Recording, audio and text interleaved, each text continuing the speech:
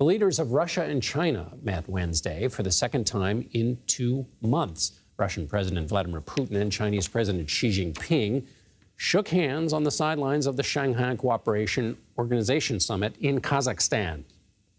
The SCO has 9 member nations, among them China, Russia, India, and Iran. There are also regional dialogue partners, including Saudi Arabia and Egypt. The group formed in 2001 as a counterpoint to Western alliances, and after this meeting, Xi and Putin agreed to continue cooperation in the face of a, quote, turbulent international situation. To discuss the alliance and its role in the world, we are joined by Markus Garlauskas. He's a veteran of the United States National Intelligence Council and the director of the Atlantic Council's Indo-Pacific Security Initiative. Thank you very much for being with us.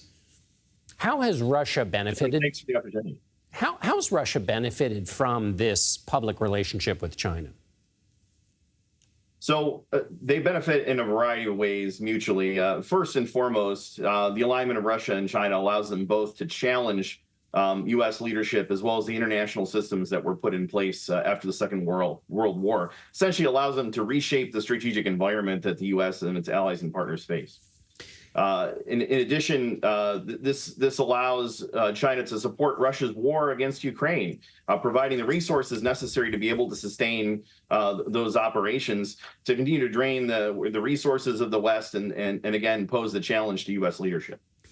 And so there's sort of the transactional nature of the interstate commerce the two have to do with each other. And then there is the larger project, which you mentioned, which is sort of combating the West. How much is this alliance and these other nations that are there, how much is that a part of that larger project? And how robust is that? I mean, in other words, is it rhetorical or is it really an active effort to dominate the Western nations?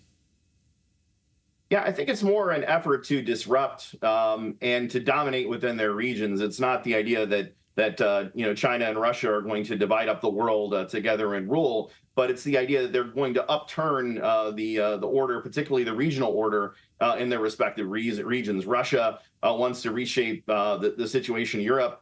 China wants to quite literally move the goalposts in the Indo-Pacific. And so they each have that common interest in promoting a breakdown of the international order, a distraction and pulling the United States in different directions. So I think there is a great common cause there. But you're quite right to note the fact that there is a transactional aspect to this. That I would argue the trust between Beijing and Moscow is not particularly deep. The institutions are not particularly strong, and so much of this is also, as I think you alluded at the beginning, personalized to Xi and Putin themselves. And so different leaders, if either one of them leaves the scene, I think that could lead to some changes in how the relationship works. But the basic fundamental principle that they're both aligned at wanting to upend the order in their regions and challenge the United States, I think that's where you really see the strongest alignment.